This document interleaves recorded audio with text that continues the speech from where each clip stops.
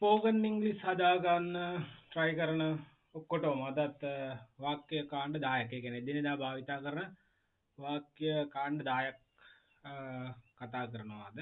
ඉතින් ප්‍රැක්ටිස් කරන්න ප්‍රැක්ටිස් කරලා කතා කරන්න හොඳට බලන්න try කරන්න. ඊට පස්සේ මේක පුළුවන්. අමාරු භාෂාවක් නෙමෙයි. right. පළවෙනි වාක්‍ය sentence එක පළවෙනි එක. right. It's all up. It's all up mean කියලා කියන්නේ සේරම විනාශයි. ඔක්කොම අමුවටම කියන්නේ ඔක්කොම ඉවරයි. ඔක්කොම ඉවරයි. It's all up. සියල්ල විනාශයි. සේරම විනාශයි. දැන් ඔක්කොම ඉවරයි. ඒ ඔක්කොටම සියල්ල විනාශයි, සේරම විනාශයි, ඔක්කොම ඉවරයි. ඒ ඔක්කොටම it's all up. මේ එකකට සිංහල එකකටවත් ඉංග්‍රීසි එකකටවත් සීමා වෙලා ඉන්න එපා. ඉතින් හිතන්න එතකොට ඒකට එනවා අයිඩියා එක. ෆීල් එක එනවා. ගොඩක් දුරට වෙලා තියෙන එතනින් එහාට යන්නේ නැති එක. ඒකයි වෙලා තියෙන්නේ right. It's all up. සේරම ඉවරයි. ඔක්කොම විනාශයි. right. Number 2.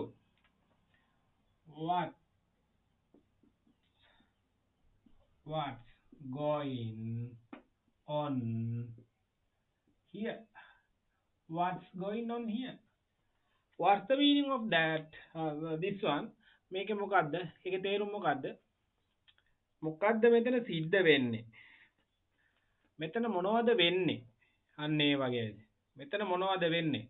මොකද්ද මෙතන සිද්ධ වෙන්නේ? එතකොට සිටුේෂන් එක ඇවිල්ලා මේ අර මේ දවස්වල උද්ඝෝෂණ වගේ තියෙනවා. පෙට්‍රල් පෝලින් තියෙනවා. ඩීසල් පෝලින් ඒ වගේ ගෑස් පෝලින් තියෙනවා. එතකොට ක්‍රවුඩ් එකක් ඉන්නවා. පිරීලා ඉන්නවා සෙනඟ. එතකොට එතනින් යද්දී නිකන් කුතුහලයක් නේ. ගොඩාක් කට්ටිය පිළ එතකොට අහන්න පුළුවන්. What's going on here? What's going on here? මොකද්ද මෙතන සිද්ධ වෙන්නේ කියලා නේ එතකොට අහන්න පුළුවන්. ඒක තමයි භාවිතා කරන්න. What's going on here? මෙතන what is කියන එක short කරලා දෙන්නේ. What is short form of the what is what's කියලා භාවිතා කරනවා. What's going on here? මේක 10 වතාවක් විතර 10 times මගේ එක්ස්පීරියන්ස් එක නම් මේක 10 වතාවක් විතර භාවිතා කරද්දි කතා කරද්දි කියවද්දි හරියනවා. What's going on here? What's going on here?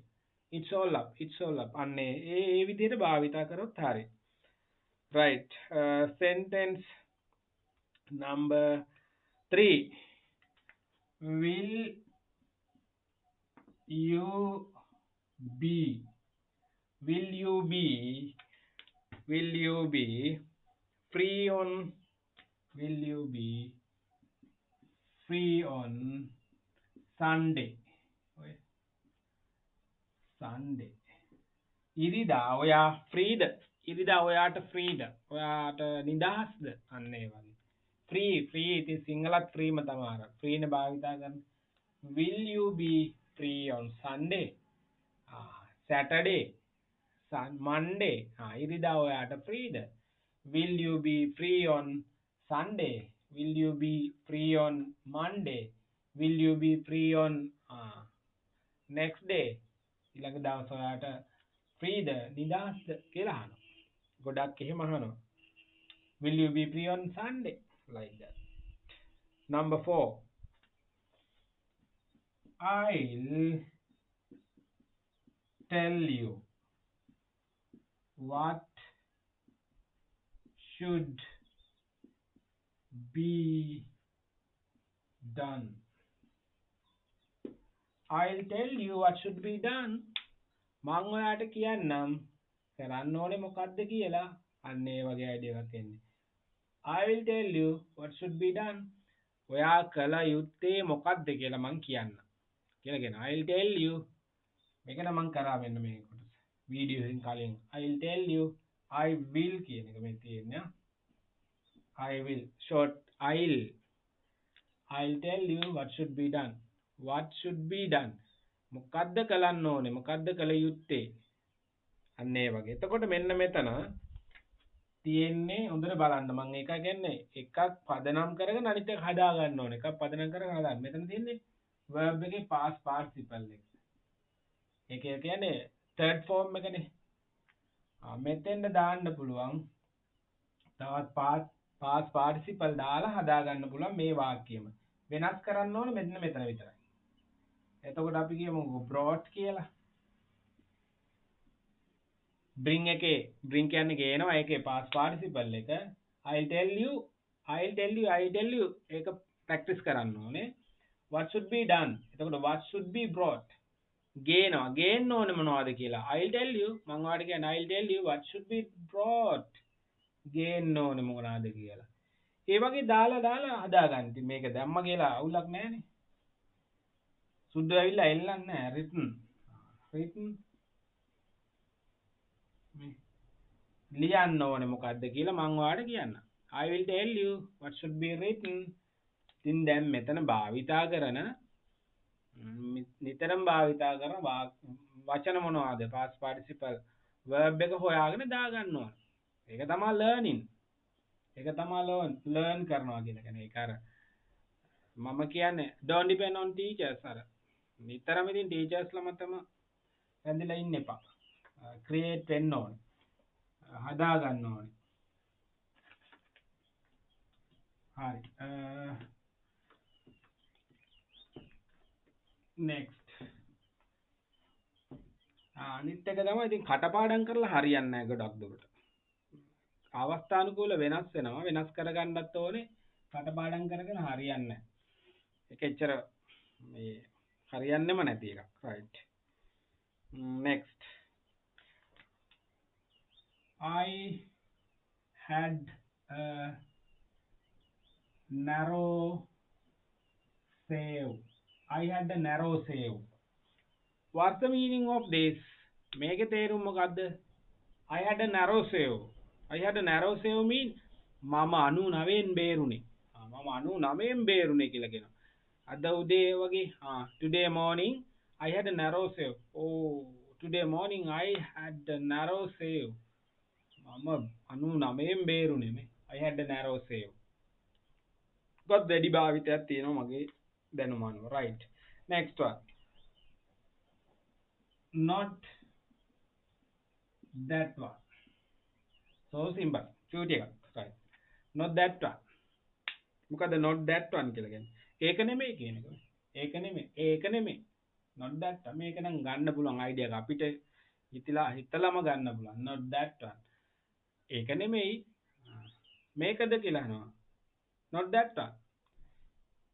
not that one. ඒක නෙමෙයි. right. next.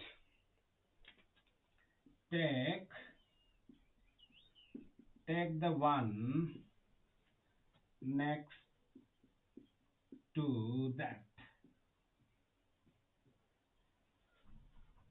take the one next to that.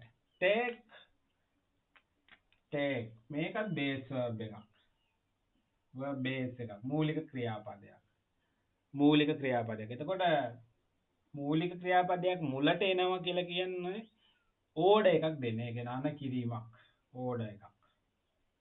අන කරනවා. take අන කරනවා කියන්නේ ගන්න the one next to that. one ඒ ගන්නලු ඒක next to that. ඒකට එහා පැත්තේ තියෙන එක ගන්නලු. මේ ඒකට එහා පැත්තේ තියෙන එක ගන්න කියලා අපි shop එකකට ගියාම take the one next to that. take the one next to that. ගන්න අර එහා පැත්තේ එක. ඒකට එහා පැත්තේ ගන්න. මේකද නෑ ඒට එහා පැත්තේ ගන්න අන්න ඒ වගේ. take the one next to that. ඒ වගේම දැන් මේකත් හදා ගන්න පුළුවන්. මෙතෙන්ද base verb එක apply කරන්න පුළුවන් නේ. we can apply base verb. bring gain. bring the one next to that. bring the one next to that. gain ඒකට එහා පැත්ත එක. මෙතන ඉස්සරලා කියන ගන්න gain අන්න ඒ වගේ. තව එකක් look the one next to that. බලන්න ඒකට එහා පැත්ත එක බලන්නකෝ. බලන්න. ඔය වගේ හදා ගන්න පුළුවන්. මම නිතරම කියන්නේ ඒකයි ඉතින්. හදා ගන්න ඕනේ මේක. අර එකක් මත ඉන්නෙම නැතුව හදා ගන්න ඕනේ. ඒක පදනම් කරගෙන තව ටිකක් හදා ගන්න ඕනේ. ඒ වගේ අයිඩියාස් තමයි මේ ගොඩාක් ගන්න ඕනේ. අර කටපාඩම් කරලා වැඩක්ම නැහැ. right. ඉතින් ඔබට ඉස්ම යන්න පාඩම් කරන්න මේ ප්‍රැක්ටිස් කරන්න ඕනේ. කටපාඩම් කරලා වැඩක් නැහැ. next. What is it used for? What is it used for? What is it used for mean ඒක මොනවටද පාවිච්චි කරන්නේ? ඒක මොකටද පාවිච්චි කරන්නේ? ඒක මොකක් සඳහාද භාවිතා කරන්නේ? අන්න ඒ අයිඩියා එක එන්නේ. What is it used for? ඒක මොකටද ගන්නෙ? අපි යමෝටම ඒක මොකටද ගන්නෙ? ගන්න කියන්නේ යමක් ගන්නව නෙමෙයි ඒක මොකටද පාවිච්චි කරන්නේ? What is it used for? ඒක මොකටද පාවිච්චි කරන්නේ? අන්න ඒ වගේ ඒ අයිඩියා එක කියන්නේ. ඒක මොකටද භාවිතා කරන්නේ? ඒක මොකටද පාවිච්චි කරන්නේ? What is it used for? කියලා භාවිතා කරනවා. මේ මෙතන තව එකක් තියෙනවා මේ what for කියලා. what for කියන්නේ මොකටද කියන එක. මේක අර තනියම භාවිතා කරනවනේ. අපි කියමුකෝ මේ මට ඔයාගේ නම්බර එක දෙන්නකෝ. get me your name number phone number. එතකොට what for මොකටද? එතකොට what for මොකටද? ඒ වගේම තමයි මේක මෙතෙන්ද දාලා තියෙන්නේ. what මේ for මෙතෙන්ද දාලා. what is it used for? what is it used for? ඒක මොකටද? ඒක මොනවටද පාවිච්චි කරන්නේ? මොකටද පාවිච්චි කරන්නේ? මොකටද භාවිතා කරන්නේ? මොනවටද භාවිතා කරන්නේ? අන්න ඒ අයිඩියා එක තමයි ඒකෙන් එන්නේ. right. next.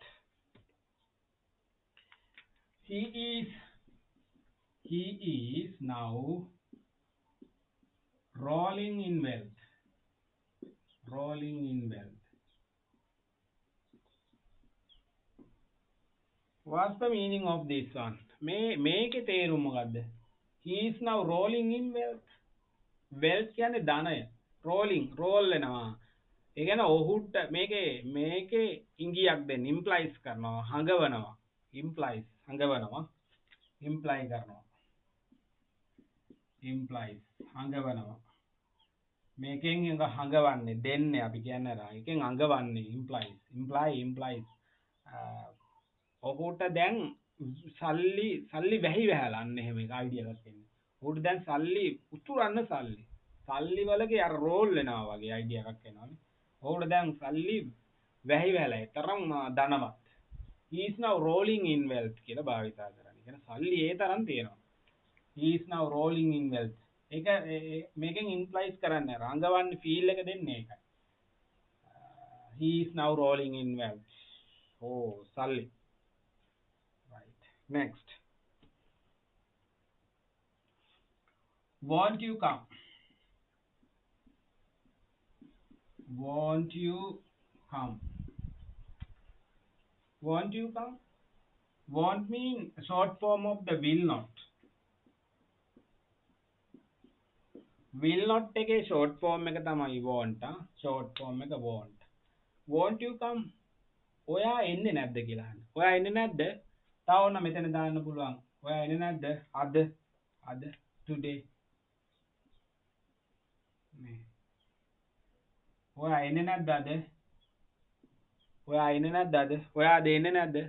won't you come today? ඔයා දෙන්නේ නැද්ද? will not එකේ short form එක තමයි want. ඒ වගේම දැන් මේකෙත් හදා ගන්න පුළුවන්. මේ මෙතන verb එක base verb එක වෙනස් කරනවා. මේ මෙතන base verb එකක් තියෙන්නේ. එතකොට දානවා අපි go වගේ දාමු බලමු. won't you go today? ඒකත් ගන්න පුළුවන්. apply වෙනවනේ. won't you go today? ඔයා අද යන්නේ නැද්ද? won't you go today? ඔයා අද යන්නේ නැද්ද? අපි office වගේ දාන්නත් පුළුවන් නේ. won't you go office today? office නේ. won't you go office today? ඒ වගේම won't you come office today? ඔයා අද office එන්නේ නැද්ද?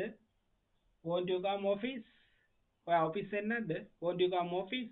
won't you go classes? ඔයා පන්ති වලට යන්නේ නැද්ද? පන්ති යන්නේ නැද්ද? won't you go class? like that. මෙන්න මේ වගේ භාවිතා කරන්න පුළුවන්. එතකොට මෙතනින් පදනම් කරගන්නවා මේ ටික. මෙතන වෙනස් කරනවා මේ ටික වෙනස් කරනවා verb එක. verb එක වෙනස් කරනවා මෙතන. ඒ භාවිතේ. ඒක තමයි ලර්නින් ප්‍රොසෙස් එකේ දැනගන්න ඕනේ. ඒ කියන්නේ අල්ල ගන්න ඕනේ ওই ටික තමයි. වෙනස් වෙන එක අර පදනම් කරගෙන වෙනස් වෙන එක වෙනස් කර අපි නිතරම භාවිතා කරන වාක්‍ය ටික ගන්න ඕනේ කියලා කියන්නේ. ඉතින් මේක තමයි ප්‍රැක්ටිස් කරන්න ඕනේ කියලා කියන්නේ. මේ ක්‍රමයට තමයි ප්‍රැක්ටිස් කරන්න ඕනේ. නැතුව කටපාඩම් කරලා වැඩක් වෙන්නෙම නැහැ.